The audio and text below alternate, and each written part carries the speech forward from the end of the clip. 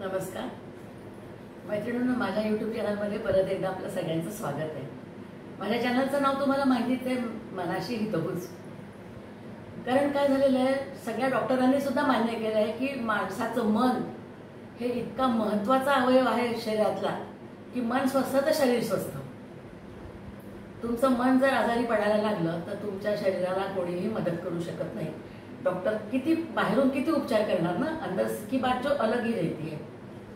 काय तर ते मन, आणि हे मन असं आहे की दिसत नाही, कोणाला जाणवत नाही, पण त्याचं ते अस्तित्व दाखवून देतं। आणि सगळ्यात त्याचा योग्य वापर त्याचा कुठे होतो? चेहऱ्यावर। माणसाच्या मनात काही जर असलं तर त्याच्या चेहऱ्यावर ते दिसलंच पाहिजे, डोळ्यात तर दिसलंच पाहिजे। तर माणसाचं मन आणि डोळे हे दर्पण आहे। मी म्हणतेच तुम्हाला नेहमी, जो माणूस सात्विक विचार करतो त्याचा चेहरा तुम्ही बघा सात्विक असतो, आणि जर मनामध्ये हिंस्त्रक विचार आले तर त्याचा चेहरा ऑटोमॅटिक हिंस्र झालाच पाहिजे। म्हणजे हा माझ्या मनात विचार का आला मी तुम्हाला सांगते की आंधळा मागतो एक डोळा आणि देव देतो दोन डोळे। ह्या म्हणीची प्रचिती मला वारंवार येत असते। कारण काय असतं बघा, आपण जर देवाची प्रार्थना किंवा मनामध्ये शुद्ध हेतू ठेवून कुठले काम केलं तर त्याचा आपल्याला योग्य तो रिझल्ट मिळाल्याशिवाय राहतच नाही। याचं कारण काय असतं? मनातला शुद्ध हेतू। आणि हा अनुभव तुम्हाला पदोपदी येत राहतो। म्हणून योग्य विचार करा। गीतेने हे सांगितलंय तुम्हाला की वारंवार तुम्ही आपलं कुणाकडनं अपेक्षा जास्त करू नका। कुणाला कुणी काहीतरी करेल, कारण अपेक्षा म्हटलं की अपेक्षा भंग झाला, अपेक्षा भंग म्हटलं की त्याचं दुःख फार मोठं होतं आणि मन इतकं नाराज होतं की मग आपण विचार करतो, अरे रे माझ्यासाठी तर कोणीच नाही आहे जगामध्ये। नाही, तो परमेश्वर बसलेला आहे ना, त्याचं सगळीकडे लक्ष असतं। कोण माणूस कसा आहे, कोण माणूस किती विचार करतं, दुसऱ्याचा किती विचार करतं, स्वार्थी किती आहे, हे सगळं कॅल्क्युलेशन त्याच्याजवळ असतं। आपल्याला काही काळजी करायचं काम नाही। म्हणून आणि मग काय होतं, जर अगदी सात्विक आणि शुद्ध विचार असले तर आपण म्हणतो देवाला, देवा मला एक काहीतरी दे, तरी तो आपल्याला पोतभर देतो। म्हणूनच म्हटलेलं की आंधळा मागतो एक डोळा आणि देव देतो त्याला दोन डोळे। कारण त्याची मागण्याची इच्छा जी असते ती अगदी सात्विक असते की त्याच्याजवळ त्याचं किती मोठं नुकसान झालेलं असतं ना, डोळा नाही म्हणजे त्याला वाटतं देवा मला एकच डोळा दे रे, पण देव म्हणतो नाही, याने खूप सहन केलं, याला मी दोन डोळे देतो। मग त्याच्या चेहऱ्यावरचा आनंद त्याला दिसतो, तर देवाला तर किती आनंद होतो की आपण किती छान काम केलं ना, एकाला कुणाला आनंद दिला चेहऱ्यावरती, ही फार मोठी गोष्ट आहे।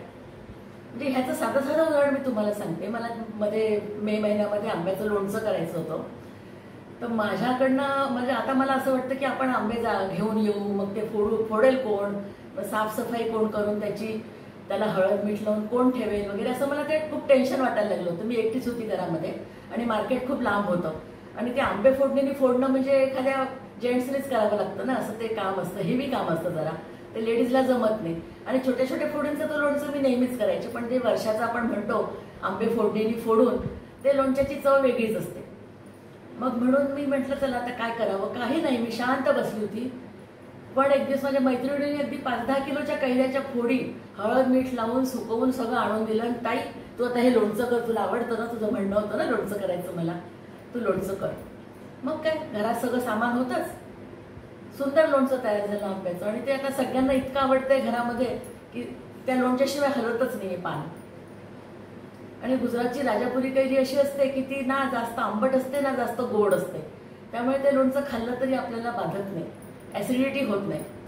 आणि माझी खासियत अशी आहे, मी माझा मोठेपणा नाही सांगत, पण माझी खासियत अशी आहे की मी कमी तेलात जरी लोणचं केलं तरी माझं खराब होत नाही, त्यामुळे तेल पण कमी जातं पोटात। आणि मिरची तर आपल्या मनावर आहे, तिखट किती करायचं ते।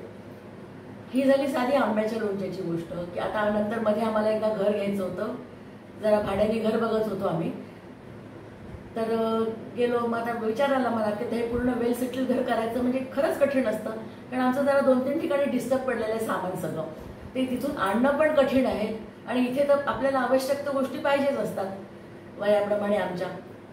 मग त्या घरमालकांनी काय सांगितलं की आम्हाला त्या गावाला वेल फर्निश्ड क्वार्टर मिळालंय, त्यामुळे आम्ही इथे जे इसेन्शियल आहे आरो पासून त्या लोकांनी इथे ठेवून दिलंय।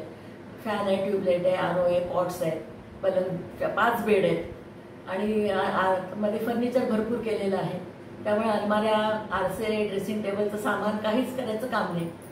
इतकं सगळं मिळाल्यावर मग मी आनंदितच झाली। की जर आपलं अर्ध टेन्शन दूर झालं तर फक्त आपल्याला आवश्यक ते सामान नेलं की आपलं घर चालू होऊन जातं. कारण या वयामध्ये इतकी धावपळ होते आणि प्रत्येक ठिकाणी जाऊन वस्तू विकत घ्यायची किंवा ती आणायची, त्याचं ट्रान्सपोर्टेशन, त्याचं लेबर चार्जेस इतके आजकाल वाढले की आमच्यासारख्यांना ते आता नको वाटतं.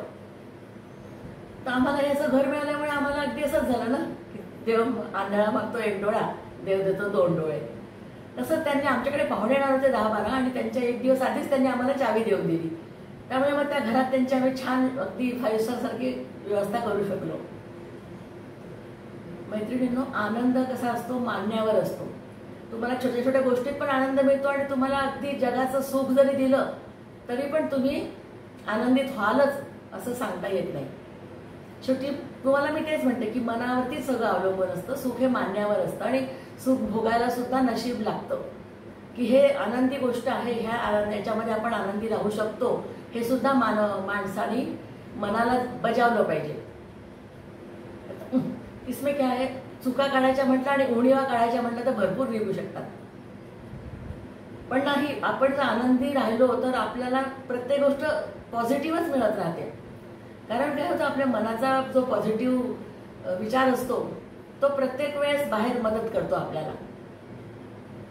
आणि मग जी संस्कृती आणि आपलं जे कल्चर आहे बाहेर, इतकी प्रकृती जे इतकी आपल्याला देणगी दिलेली आहे, अमर्याद देणगी आहे बघा. साधे झरे म्हणा, धबधबे म्हणा, गार्डन, जंगल, साधे गॅलरीतले आजकाल आपण जे टेरेस गार्डन लावतो ते सुद्धा आपल्याला आनंद देऊ शकतं. काय तर आज किती फुलं आले आपल्या झाडाला, हे पान सुकलं का, हे असं छोटी छोटी गोष्टीमध्ये पण आपण आनंद घेऊ शकतो. आणि जर ते एखादं 2 आयती झाडं मिळाली तर पुन्हा तेच आहे की आंधळा मागतो एक डोळा, देव देतो 2 डोळे. आणि मी तर माझा स्वभाव स्वतःचा असाच आहे की मी छोट्या छोट्या गोष्टींमध्ये खूप आनंद शोधते. अगदी एखादी तुटलेली मनी प्लांटची दांडी जर मला मिळाली तर मी ती छोट्या बाटलीत लावेल, तिला भरपूर ग्रो होऊ देईल आणि मग तिला मोठ्या बाटलीत ट्रान्सफर करेल. मग सगळ्यांना असं वाटतं नाही एकदम मोठं कसं झालं. नाही, मोठं एकदम होत नसतं, ते छोटं होतच पहिले. छोट्याचं मोठं मोठं होत गेलं, पण बाद में सब्र का फल तो मीठा होता येईल. अशा कितीतरी मी तुम्हाला लिस्ट देऊ शकते की आंधळा मागतो एक डोळा आणि देव देतो 2 डोळे. पुढे खाण्याचे पदार्थ असो, मनात आलं कोणीतरी आणून देईल आपल्याला, किंवा अगदी साध्या साध्या सरळ सरळ गोष्टी असतात ह्या. त्यामध्ये आपण जर आपली इच्छाशक्ती जागृत ठेवली आणि आपली इच्छा पूर्ण झाली हे असं मानलं तर आपल्याला आनंद मिळू शकतो. आणि मन तर बेकाबूच आहे. तुम्ही आज एक इच्छा करा, मग दुसऱ्या दिवशी जर 2 इच्छा होतील, 2 इच्छा पूर्ण केल्या तर 4 इच्छा होतील. पण समोरच्या माणसाला सुद्धा काही लिमिट्स असतात ना, आपल्या तो इच्छा किती पूर्ण करणार. आणि आपल्या इच्छाच आपण जर थोड्या कंट्रोलमध्ये ठेवल्या आणि फक्त देवाकडे मागितलं ना तर देव आपलं ऐकल्याशिवाय राहत नाही. देवाचा सतत वरद हस्त आपल्यावरती असतो की बाळा तू सुखी राहा, तुझ्या मागे मी आहेच. अक्कलकोटचे स्वामी तर म्हणतच राहतात सारखे, मी तुझ्या पाठीशी आहे, घाबरू नकोस. हे सतत त्यांचं वाक्य असतं. आणि संतांची महती किती आहे हे मी वेगळं सांगायला गरज नाहीये.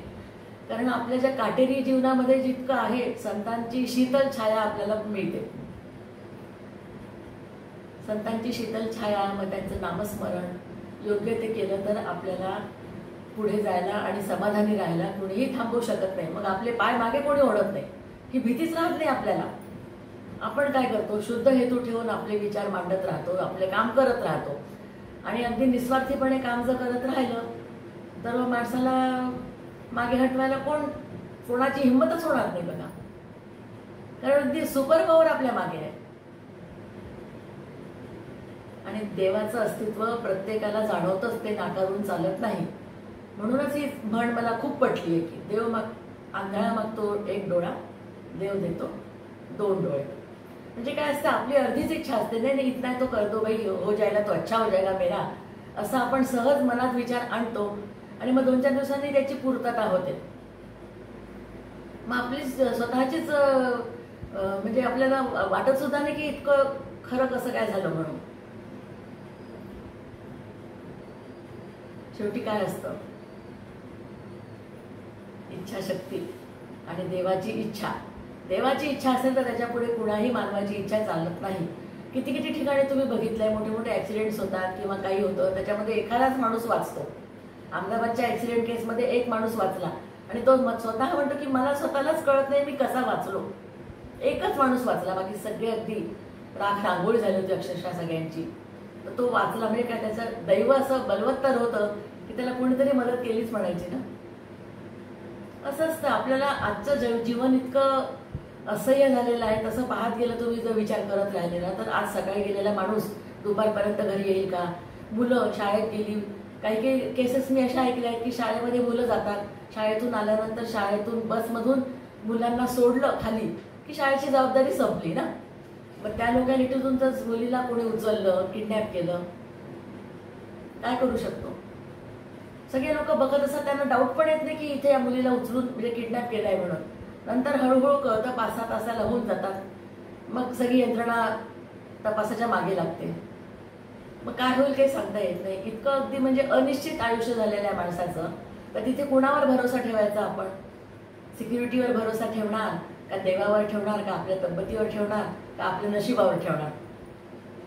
म्हणूनच माझा एक शुद्ध फॉर्म्युला हाच आहे की शुद्ध विचार करायचा आणि सहज सहज कामं करायची, की त्यामुळे आपल्याला योग्य ती मदत देव करतोच. कधी एखाद्या गाडीमध्ये रिझर्वेशन नसेल मिळालं, कुणाला अर्जंट जायचं असेल, तर तो म्हणतो नाही पाहू तर खरी, जाऊन तर बघू. अरे त्याच्यासाठी एक सीट अशी तयार असते की तो आश्चर्यच करतो की ही सीट कोणी माझ्यासाठी ठेवली आहे. एखादी कॅन्सल होते ना, ऍक्च्युअल फॅक्ट ती असते की कोणीतरी आपलं रिझर्वेशन कॅन्सल केलं असतं, मग ती सीट ऑन दी स्पॉट झाल्यामुळे दुसऱ्याला कोणाला मिळत नाही, हा जाऊन तिथे बसतो. ह्याची तर सोय झालीच ना. असे मी स्वतः कितीतरी उदाहरणं बघितलेल्या डोळ्याने की माणसं टेन्शनमध्ये असतात की माझं काम कसं होईल, पण ते इतकं सुरळीत होतं. सुरळीत, सुलभ, सुकर, सुनिश्चित हे सगळे शब्द आपल्याला अगदी आल्हाददायक वाटतात. आणि मग आपल्या चेहऱ्यावर प्रसन्नता यायला काय वेळ लागतो? हो, तो सोने पे सुहागा हो जाता है. आणि आपण हेच म्हणत असतो की आशा, मी मागचा व्हिडिओ आशेवर टाकलेला आहे की माणसाच्या मनामध्ये जर आशा असेल तर आजच्या अंधारामध्ये उद्याची सकाळ आपण आशेनेच जाग होतो आणि आपल्याला सुंदर दिसते सकाळ.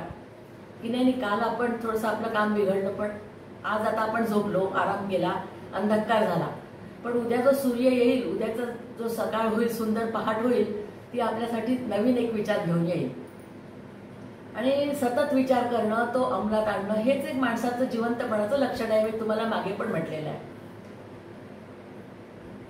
म्हणूनच आंधळा बिचारा काय करतो, देवाला एकच मागतो, पण त्याला नकळत देव 2 डोळे देऊन देतो. आणि हे स्वतः मी उदाहरण किती वेळा बघितलं आहे, स्वतः इतक्या वेळा मी समजली आहे ह्या गोष्टीला. त्यामुळे मला ह्याच्यावरती बोलावंसं वाटलं. मैत्रिणींना कसं वाटलं? आवडलं असेल तर लाईक करा, सबस्क्राईब करा. नमस्कार. माझं बोलणं मी इथेच थांबवते.